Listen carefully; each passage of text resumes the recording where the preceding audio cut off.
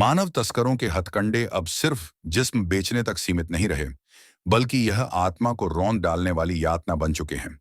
कभी ऊंचे घराने की राजकुमारियां और अमीर घरानों की बेटियां एक ही रात में बंधक बनी हुई ठंडे और अंधेरे कैद खानों में कैद लड़कियां बन जाती हैं।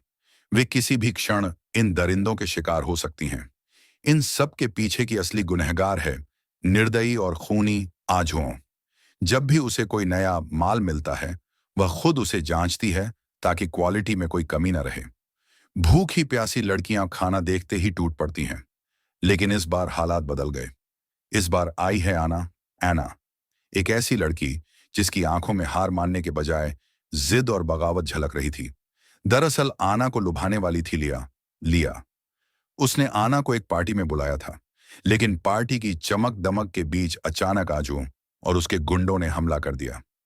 ठीक उसी वक्त आना अपने बॉयफ्रेंड गाओ थियन से बात कर रही थी। गाओ थियन, जो पहले स्पेशल फोर्स में रह चुका था और अब एक सिक्योरिटी कंपनी चलाता है। ताकतवर, समझदार और अकेले कई लोगों को हरा देने वाला योद्धा। लेकिन किस्मत बेरहम थी। आना का अपहरण हो गया और गांव थियन दूसरे मिशन में फंसकर अपनी प्रेमिका को बचाने का सही मौका खो बैठा।